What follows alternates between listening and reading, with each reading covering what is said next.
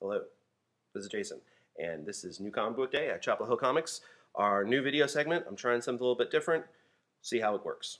All right, a couple of announcements, and then I'll get into a rundown of some of the cool new comics that came out this week. Thanks for coming out to Brockton McKinney signing on Saturday for Ginger Dead Man #1.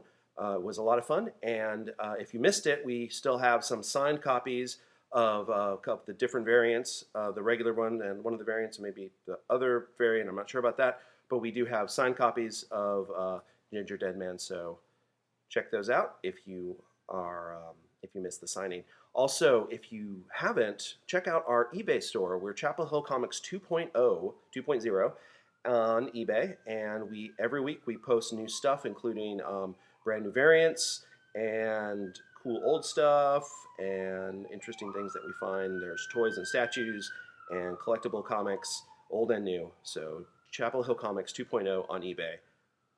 Check that out. All right, so let's get into the new comics. I want to start with my top picks. Plutona #4 by Jeff Lemire. I know what you're thinking. Didn't that come out last week? It was supposed to, but we didn't get it until this week, so I'm showing it today. One of my very favorite series. If you haven't checked it out, you should. Also by Jeff Lemire, and also from Image Comics, Descender. This is issue number 11, and if you are not reading that, you can catch up by checking out the first volume, which is only $9.99. A really cool story set in the far future about a robot who happens to also be a little boy who's looking for his family and trying to figure out why everybody in the universe seems to hate him. Headlopper #3 by Andrew MacLean. This is the coolest, like, crazy fantasy story you've ever seen. It's awesome. We're out of stock on issues 1 and 2. I'm hoping to get those back in if they're still available today. But, well, not to get them in today, but I'm going to check to see if they're still available. But Headlopper #3 is out today. So, moving on to Haunted Love #2. This one reprints cool, old sort of spooky romance comics from the early days. And issue #1 just came out last week. It's a 3-part series. Issue #2 is out today. All right, let's get into what's new from Marvel. New #1, Mockingbird, straight out of Agents of S.H.I.E.L.D. Like Marvel's doing with all the #1s, we got a bunch of cool variants. We've got the hip-hop variant. This month they're doing the Women of Power variants, which are pretty sweet. And Scotty Young, always, and some other ones like that. So action figures. So here's Mockingbird #1. And if we don't have it in the shop, then it's probably for sale on eBay. But if you're looking for a variant, ask us. We may have it in the back. Another new #1, Infinity Entity. We got Adam Warlock back in a classic cosmic style story by Jim Starlin. New issue of Mighty Thor, Volume 5. It's Thor versus Odin, and you can see her reflected in his golden eye patch and what is either pink blood or some kind of flower petals. I'm not really sure, but I love Odin's crazy god mustache in this image. So, Ms. Marvel #5. If you thought that it was over, if you thought the series Ms. Marvel was over with The Last Days, issue 19, it's continued, and we're all the way up to issue #5. So it's still by G. Willow Wilson. It's still one of the best superhero comics out there right now. So check it out if you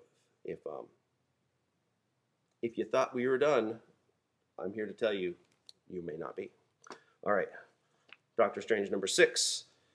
Let's see if you can see that cover. There's got a weird glare here. Okay, yes, Doctor Strange's head is a burning house.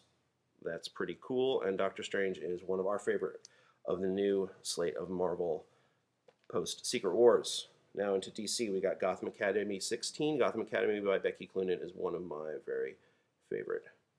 Of course, she didn't write this issue, so never mind. But Gotham Academy in general is really good. It's one of my favorite DC books right now. It's appropriate for all ages, basically. Maybe not little kids, but like middle school teens. It's a great story, lots of great characters. Set in the Batman universe, but not so tied in that you can't figure out what's going on. Also from DC, we've got Action #50 and Detective number 50, and you can see what they're doing there. This whole Batman versus Superman tie-in. Yes, very clever. All right. New zine by Zach Soto, Power Button from Study Group Comics. Here, I'll move my hand so you can see that cool robot. And yeah, this is only $4.95 on our indie table, which we've added a bunch of new stuff because we found a bunch of cool stuff in the back that we forgot we had, and so lots of new things out in the indie table today. From Top Shelf, we've got March Book 1 in a new, cool, oversized hardcover format. And last but not least, I wanted to show you our first enamel pin offering. Well, not ours per se. This is by No More Industries. It is the Refuse Resist Fin helmet. Let's see if you can see it without the glare. There you go. See, you got the bloody handprint on it. It is a sweet pin. I've got one here on my Nerd Battle jacket, and we're going to start selling. We're selling this only $10, and we're going to start selling a whole bunch more enamel pins and cool patches, and so stay tuned for more cool stuff. And you too can be cool like us and have your own Nerd Battle jacket.